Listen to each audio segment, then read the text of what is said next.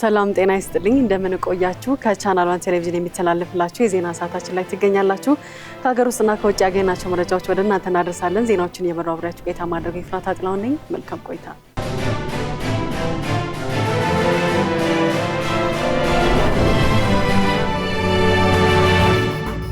ላለፉት 6 ሳምንታት በተለያዩ ስነ ስርዓቶች 80ኛ ዓመት የምስረታ በዓሉን ሲያከብር የቆየው የኢትዮጵያ አየር መንገድ ስነ ስርዓቱን በትናንትናው ዕለት አጠናቀቀ።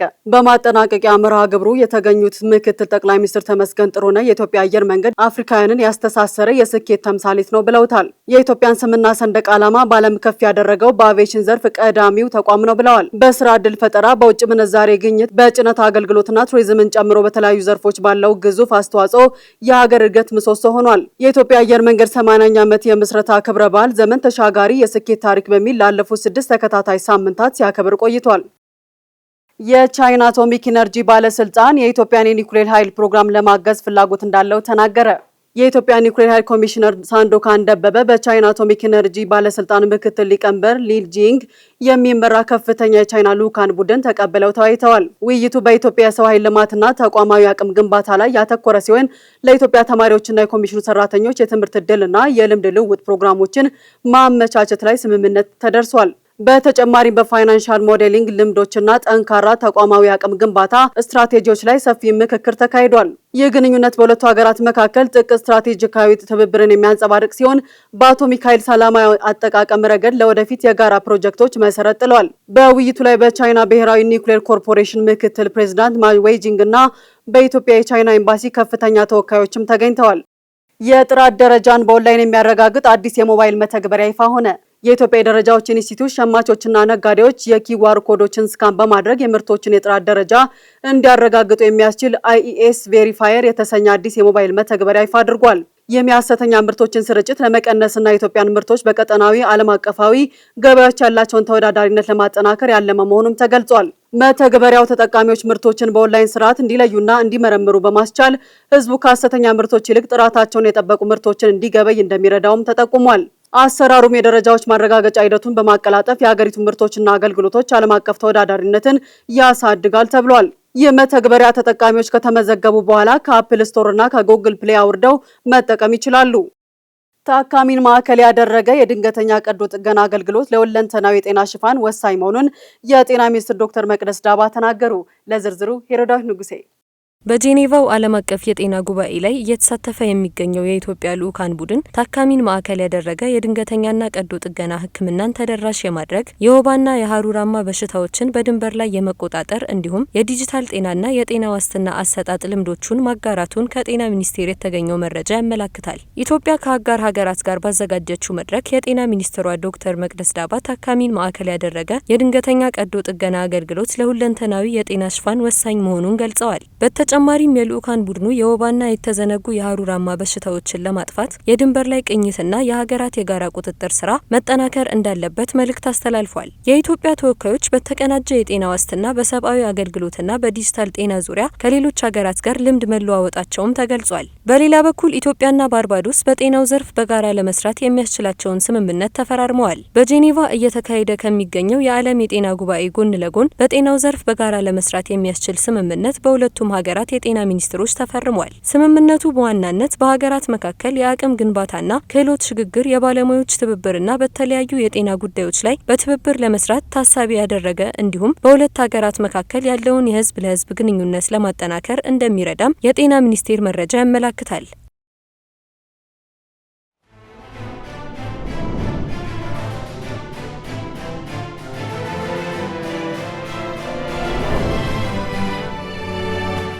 እየተከታተላችሁ የምትገኙት ከቻናል 1 ቴሌቪዥን የሚተላለፍላችሁን የዜና ሰዓታችን ነው። አሁን ደግሞ ከውጭ ወዳገኘናቸው መረጃዎች አልፋለሁ። ተመራማሪዎች አዲስ የኢቦላ ክትባት መስራታቸውን ተናገሩ። የኦክስፎርድ ዩኒቨርሲቲ ተመራማሪዎች በወራት ጊዜ ውስጥ ዝግጁ ሊሆን የሚችል አዲስ የኢቦላ ክትባት መስራታቸውን ገልጸዋል። ዲሞክራቲክ ሪፐብሊክ ኮንጎ ውስጥ በተከሰተው የኢቦላ ወረርሽኝ እስካሁን 177 ሰዎች ለህልፈት ተዳርገዋል። ከዚህም ባለፈም 750 ሰዎች ቫይረሱ አለባቸው በሚል ተጠርጥረው በመለያ ጣቢያ ይገኛሉ። በሽታው እስካሁን ድረስ የተረጋገጠ ክትባት ያልተገኘለት ሲሆን የኦክስፎርድ ተመራማሪዎች አግኝተነዋል ያሉት ክትባት ተስፋ ሰጪ ነውም ተብሏል።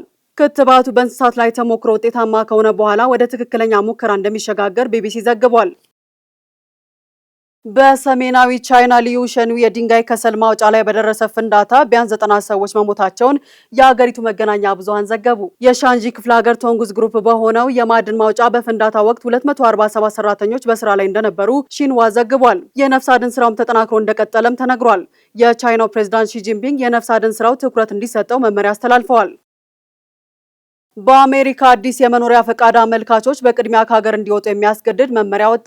አሜሪካ ውስጥ ተቀምጠው የመኖሪያ ፈቃድ መጠየቅ አይቻልምም ተብሏል። በዋናነት ጊዜያዊ ቪዛ ይዘው በአሜሪካ የሚገኙ ግለሰቦች የሚያቀርቡትን የቋሚ መኖሪያ ፈቃድ ማመልከቻ አስመልክቶ የአሜሪካ ኢሚግሬሽን አገልግሎት አዲስ አስገዳጅ መመሪያን አውጥቷል። በዚህ አዲስ መመሪያ መሰረት የመኖሪያ ፈቃድ ወይም ግሪን ካርድ አመልካቾች በቅድሚያ ከሀገሪቱ መውጣት እንደሚገባቸውና ከፈለጉ በሀገራቸው አሊያም በፈቀዱ ሶስተኛ ሀገር ሆነው እዛ ከሚገኘው የአሜሪካ ቆንጽላ በኩል እንዲያመለክቱ ያዛል ሲል ፎክስ ኒውስ ይጽፏል። ከዚህ መመሪያ በኋላ የነዋሪነት ሁኔታን አሜሪካ ውስጥ ተቀምጦ ማስተካከል መብት ሳይሆን ሁኔታዎችን መሰረት ያደረገ ጥቅማ ጥቅም ይሆናል ተብሏል። መመሪያው እንደ ተማሪዎች፣ ቱሪስቶችና ሌሎች ጊዜያዊ ቪዛ የያዙ ሰዎችን እንዲሁም በህጋዊ መንገድ ገብተው የቪዛ ጊዜያቸው ያለፈባቸውን ጨምሮ በአሜሪካ ዜግነት ባላቸው የትዳር አጋሮቻቸው ወይም አሰሪዎቻቸው አማካኝነት በሚቀርቡ ዋስትና ስፖንሰርሺፕ አረንጓዴ ካርድ ለማግኘት ከመሞከራቸው በፊት ሀገሪቱን ለቀው እንዲወጡ ያስገድዳል። የቪዛ ህግ መጣስ፣ የቆይታ ጊዜ ማራዘም፣ ያለ ፍቃድ መስራትና ማጭበርበር በአዲሱ መመሪያ መሰረት ጥብቅ ምርመራና ቅጣት ያስከትላል። ኢራንና አሜሪካን ለማሸማገል ዲፕሎማሲያዊ ጥረቶች ቢቀጥሉም ዋሽንግተን ቴህራን ላይ በድጋሚ ጥቃት ለመፈጸም እየተዘጋጀች ነው ተባለ። ለዝርዝሩ አናውል ተስፋ። ሲቢኤስ ለጉዳዩ ቅርብ ያላቸው ምንጮችን ጠቅሶ እንደዘገበው የፕሬዝዳንት ዶናልድ ትራምፕ አስተዳደር አዲስ ጥቃት ለመሰንዘር ዝግጅት እያደረገ ይገኛል። ሆኖም ግን ጥቃቱን ለመፈጸም የመጨረሻ ውሳኔ እንዳልተላለፈ የሲቢኤስ ዘገባ ይጠቁሟል። ትራምፕ የመንግስት ጉዳዩ ስላሉባቸው የልጃቸውን ሰርግ መታደም እንደማይችሉ በማህበራዊ ሚዲያ ገጻቸው አስታውቀዋል። የዛሬውን ዕለት ኒው ጀርሲ በሚገኘው ቅንጡ መኖሪያቸው እንደሚያሳልፉ ቢጠበቅም ወደ ዋይት ሀውስ ማቅናታቸው ተገልጿል። የአሜሪካ መከላከያና ደህንነት አመራሮችም እረፍት ለመውጣት ይዘውት የነበረውን እቅድ እንደሰረዙ የተለያዩ ምንጮች ጠቁመዋል። ይህም ኢራን ላይ በድጋሚ ጥቃትን ለመክፈት በሚደረገው ዝግጅት ምክንያት እንደሆነ ተመላክቷል። የአሜሪካ ሰራዊትና ደህንነት ባለስልጣናት በመጠባበቅ ላይ በነበሩ ወታደሮች ዝርዝር ላይ ለውጥ ማድረጋቸውን ምንጮች ጠቁመዋል። በተለያዩ የመካከለኛው ምስራቅ ወታደራዊ ሰፈሮች የሚገኙ የአሜሪካ ወታደሮች ኢራን በምትወስደው የመልሶ ማጥቃት እርምጃ ኢላማ እንዳይሆኑ ከካምፓቸው እንዲወጡ እንደሚደረግም ተገልጿል። ኢራንና አሜሪካ ጊዜያዊ የተኩስ አቁም ስምምነት ላይ ከደረሱ ጊዜ አንስቶ አንዳቸው ሌላኛቸው ላይ ቀጥተኛ ጥቃት ከመፈጸም ተቆጥበዋል። የድርድር ጥረቶችም እንደቀጠሉ ነው። የአሜሪካ የውጭ ጉዳይ ሚኒስትር ማርኮ ሩቢዮ ከኢራን ጋር ስምምነት ተደርሶ የሆርሙዝ ወሽመጥ የማይከፈት ከሆነ አንድ ሰው የሆነ ነገር ማድረግ ይኖርበታል ሲሉ ተናገሩ። ሄሮዳዊት ንጉሴ ተጨማሪ አላት። የሩቢዮና የኔቶ አባል ሀገራት የውጭ ጉዳይ ሚኒስትሮች ወሳኙን የባህር መተላለፊያን መልሶ ስለመክፈት እየተወያዩ መሆናቸውን አሶሺየትድ ፕሬስ ዘግቧል። የአሜሪካው የውጭ ጉዳይ ሚኒስትር በዋሽንግተንና ቴሄራን መካከል ስምምነት የማይደረስ ከሆነ ወሽመጡን በተመለከተ ሁለተኛ እቅድ እንደሚያስፈልግ በአጽንኦት እንዳነሱ ዘገባው ያመለክታል። በዚህ ሁኔታ ውስጥ በራሳቸው ፈቃድ ወሽመጡን አይከፍቱም ያሉት ሩቢዮ ስምምነት ካልተደረሰ አንዳች እርምጃ ሊወሰድ እንደሚገባ አሳስበዋል። እንደ አሶሺየትድ ፕሬስ ዘገባ ሩቢዮ ይህንን ጉዳይ ለበርካታ አውሮፓውያን አጋሮች ቻቸው አቅርበው ይሁንታ ማግኘታቸውን ገልጸዋል። ኢራን ሆርሙዝ ወሽመጥ ላይ የክፍያ ስርዓት ለመዘርጋት እየሞከረች ነው። ይህ ተቀባይነት የለውም፣ ሊሆንም አይችልም ብለዋል። ይህ የሆርሙዝ ወሽመጥ ላይ የሚፈጠር ከሆነ በዓለም ዙሪያ ሌሎች 5 ቦታዎችም ላይ ይሆናል ሲሉ አስጠንቅቀዋል። አክለውም ግን ከኢራን ጋር በሚደረገው ድርድር ላይ መሻሻል እየታየ መሆኑን በመጥቀስ የኢራን ባለስልጣናት የተናገሩትን ደግመዋል። እየተካሄደ ባለው ድርድር ላይ የታየውን ውጤት አላጋንነውም፣ ደግሞም አላድበሰብሰውም ያሉት ሩቢዮ መከናወን ያለበት ተጨማሪ ስራ አለ በማለት ተናግረዋል። በደቡብ ኮሪያ የምግብን ብክነት ለመቀነስ ሃሩሃና ባናና በቀን አንድ ሙዝ በሚል ስያሜ የተጀመረውና የተለያየ ብስለት ደረጃ ያላቸውን ሙዞች በአንድ ላይ በማሸግ ለገበያ የሚያቀርበው ብልህ የሽያጭ ፈጠራ ከፍተኛ ስኬት ማስመዝገቡ ተገለጸ። ለዝርዝሩ ማለት ደመላሽ። ይህ አዲስ የሽያጭ ዘዴ በአንድ ጥቅል ውስጥ የተለያዩ የብስለት ደረጃ ያላቸውን ሙዞች በአንድ ላይ በማሸግ ለገበያ ማቅረብ ላይ ያተኮረ ነው። ይህም ደንበኞች በየቀኑ ፍጹም የበሰለ ሙዝ ለማግኘት እንዲችሉ የሚያደርግ ሲሆን ፍራፍሬው በአንድ ጊዜ የመበስበስና የመባከን እድሉን በእጅጉ ይቀንሰዋል። ፈጠራው በተለይ ብቻቸውን ለሚኖሩ ነዋሪዎችና አነስተኛ ቤተሰቦች ትልቅ እፎይታን የሰጠ ሲሆን በአንድ ጊዜ ብዙ የበሰበሰ ሙዝ ገዝቶ መጣልን ያስቀራል። ይህ የአቀራረብ ዘዴ በችርቻሮ ንግድና በምግብ አያያዝ ዘርፍ ላይ አዲስ የፈጠራ መንገድ የከፈተ መሆኑ ተመላክቷል። ቴክኖሎጂንና ቀለል ያሉ የፈጠራ ሀሳቦችን በማጣመር የተጀመረው ይህ አሰራር የምግብ ብክነትን ለመቀነስ ለሚሰሩ የዓለም ሀገራት ጥሩ ተሞክሮ የሚሆን ሲሆን በሌሎች በፍጥነት በሚበላሹ የግብርና ምርቶች ላይም ሊተገበር እንደሚችል ተስፋ ተጥሎበታል።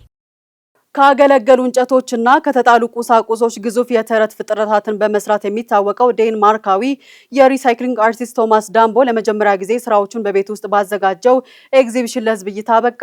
በመላው ዓለም በሚገኙ ጥቅጥቅ ያሉ ጫካዎችና ፓርኮች ውስጥ ከተጣሉ እንጨቶች ግዙፍ ምስሎችን በመስራት የሚታወቀው ታዋቂው አርቲስት ቶማስ ዳምቦ ስራዎቹን ከቤት ውጪ ወደ ሙዚየም አዘዋውሯል። አርቲስቱ ትሮልስ የተባሉትን የኖርዲክ አፈ ታሪክ ፍጥረታትን አምሳያ ከቀለም ሳጥኖች፣ ከአሮጌ ወንበሮችና ከእንጨት ፓሌቶች በመስራት የሚታወቅ ሲሆን እስካሁን ድረስ ከ170 በላይ ግዙፍ ቅርጻ ቅርጾችን በተለያዩ ሀገራት አቁሟል። ሰዎች እነዚህን ስራዎች ለማየት ወደ ተፈጥሮ እንዲጓዙና ጫካ ውስጥ እንዲፈልጓቸው ያደርግ የነበረው አርቲስቱ አሁን ግን ለመጀመሪያ ጊዜ በሙዚየም ውስጥ ባዘጋጀው ልዩ ኤግዚቢሽን ጎብኚዎችን በቤት ውስጥ እየተቀበለ ይገኛል።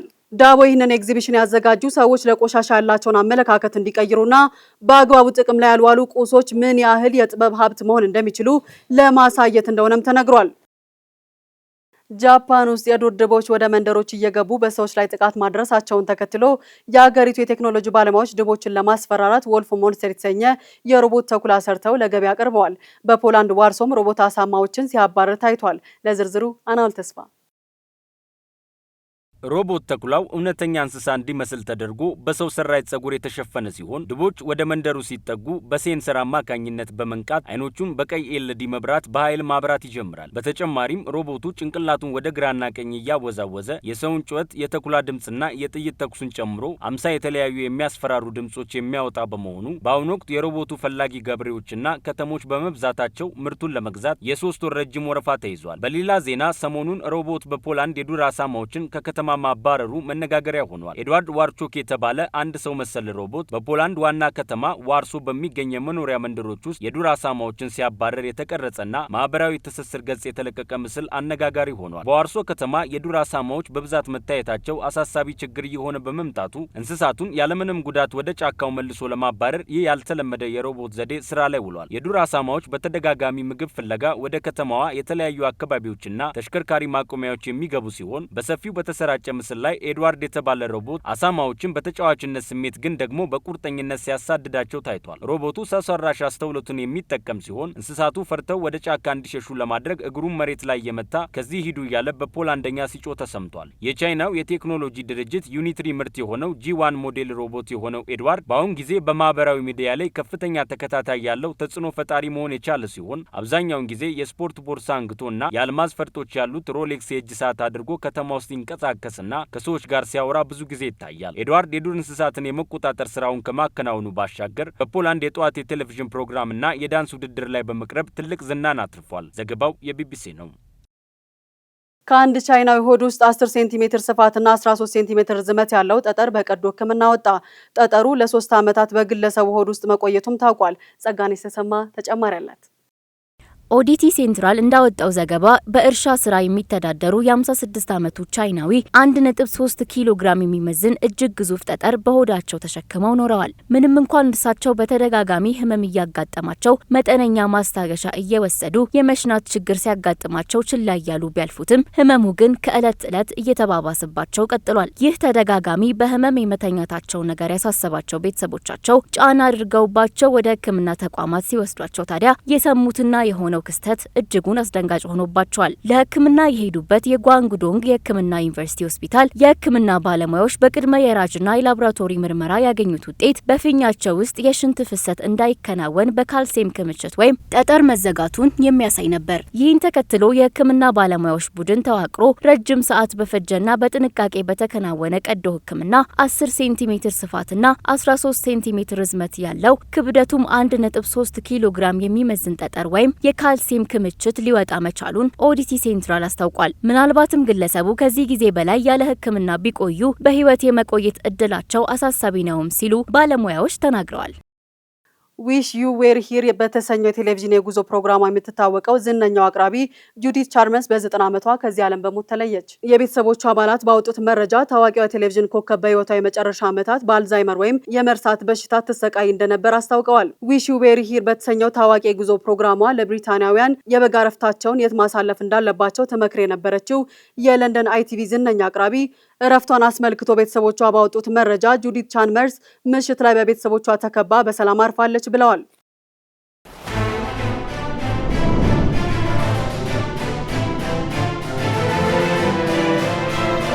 በመጨረሻ ሜትሮሎጂ በሚቀጥሉት 10 ቀናት የበልግ ዝናብ ተጠቃሚ አካባቢዎችን ጨምሮ የደቡብ ምዕራብና የምዕራብ የሀገሪቱ ክፍሎች በርካታ ቦታዎቻቸውን የሚሸፍን ከቀላል እስከ መካከለኛ መጠን ያለው ዝናብ እንደሚያገኙ የኢትዮጵያ ሜትሮሎጂ ኢንስቲትዩት አስታወቀ። ለዝርዝሩ አማሩ ገብሩ። የኢትዮጵያ ሜትሮሎጂ ኢንስቲትዩት እንዳስታወቀው በሚቀጥሉት 10 ቀናት የበልግ ዝናብ ተጠቃሚ ስፍራዎች ላይ ለዝናብ መፈጠር አመቺ የሆኑ የሜትሮሎጂ ገጽታዎች አንጻራዊ ጥንካሬ ይኖራቸዋል በማለት ከእርጥበት አዘል የአየር ሁኔታው ጋር ተያይዞም የተሻለ የዝናብ ስርጭት እንደሚኖር ገልጿል። በዚህም በደቡብ፣ በምዕራብ፣ በደቡብ ምዕራብ፣ በደቡብ ምስራቅ፣ በምስራቅ እንዲሁም በስምጥ ሸለቆ አካባቢዎች የተሻለ የዝናብ መጠን ስርጭት እንደሚኖር አመልክቷል። በሚቀጥሉት ቀናት ከሚኖሩት የሜትሮሎጂ ገጽታዎች በመነሳት የበልግ ዝናብ ተጠቃሚ አካባቢዎችን ጨምሮ የደቡብ ምዕራብና ምዕራብ የሀገሪቱ ክፍሎች ብዙ ቦታዎቻቸውን የሚሸፍን ከቀላል እስከ መካከለኛ መጠን ያለው ዝናብ ያገኛሉ። አልፎ አልፎ በውሃ አካላትና በአካባቢ አየር ውስጥ ከሚጠናከሩ የሜትሮሎጂ ገጽታዎች በመነሳት በጥቂቱ የደቡብ ምዕራብና የምዕራብ የሀገሪቱ ክፍሎች ከባድ መጠን ያለው ዝናብ እንደሚያገኙ አሃዛዊ የትንበያ መረጃዎች መጠቆማቸውን ገልጿል። ይህም ለግብርና ስራ በቂ የአፈር ውስጥ እርጥበት እንዲኖር በማድረግ ለሰብሎች፣ ለግጦሽ ሳርና ለመጠጥ ውሃ አቅርቦት አዎንታዊ ተጽዕኖ እንዳለው አስታውቋል። ከተፈጥሮና ሰው ሰራሽ የውሃ ማጠራቀሚያዎችን አቅም ለማሳደግ እንዲሁም ለቋሚ ተክሎችም አዎንታዊ ሚና እንዳለው ገልጿል። በተጨማሪም ለመኸር ሰብሎች የማሳ ዝግጅትና ዘር ለመዝራት ፍሬ በማፍራትና በተለያዩ የእድገት ደረጃ ላይ ለሚገኙ የበልግ ሰብሎች የውሃ ፍላጎት መሟላት፣ ለአረንጓዴ እጽዋት ልምላሜ፣ ለመጠጥ ውሃና ለግጦሽ ሳር አቅርቦት መሻሻል የጎላ ጠቀሜታ እንዳለውም ጠቁሟል። በተፋሰሶች ላይም ያለውን የእርጥበት ሁኔታ በተመለከተም ባሮ አኮቦ፣ መካከለኛና ታችኛው አባይ፣ በአብዛኛው ኦሞ ጊቤ፣ በላይኛው መካከለኛው ስምጥ ሸለቆ ከመካከለኛ እስከ ከፍተኛ የገጸ ምድር ውሃ ፍሰት ይኖራቸዋል ብሏል። በላይኛው ገናሌ፣ ዳዋ፣ ኦጋዴን፣ ታችኛው ተከዜ እንዲሁም በላይኛውና መካከለኛው ዋቢ ሸበሌ ደግሞ ከቀላል እስከ መካከለኛ መጠን ያለው የገጸ ምድር ውሃ ፍሰት እንደሚያገኙ ይጠበቃል ብሏል። በተጨማሪም ደረቅ የገጸ ምድር ውሃ ፍሰት የሚኖራቸው በአብዛኛው አፋር፣ ደናኪል፣ አይሻ፣ መካከለኛና ታችኛው አዋሽ እንዲሁም በታችኛው ገናሌ ዳዋ መሆኑን የትንበያ መረጃዎች ያመለክታሉ ሲል ገልጿል። በሌላ በኩል በበልግ ወቅት የሚኖረው የሙቀት መጠን መጨመርና በሌሊት ደግሞ የሚታየው ወበቅ አንዱ የዚህ ወቅት ክስተት መሆኑንም ጠቁሟል። ከሚኖረው ከፍተኛ የፀሐይ ኃይል ጋር ተያይዞም በተለይም በጋምቤላ፣ በአፋር፣ በሶማሌ፣ በቤንሻንጉል ጉሙዝና በምዕራብ አማራ አካባቢዎች ላይ የቀኑ ከፍተኛ ሙቀት ከ32 እስከ 41 ዲግሪ ሴልሺየስ እንደሚሆን የትንበያ መረጃዎች ያሳያሉ ብሏል። ዘገባው የኢዜአ ነው። ስትከታተሉ የቆያችሁት ከቻናል 1 ቴሌቪዥን የሚተላለፍላችሁን የዜና ሰዓታችን ነበረ። ዜናዎቹን እየመራው አብሬያችሁ ቆይታ ያደረኩት ኤፍራታ ጥላሁን ነበርኩኝ። መልካም ጊዜ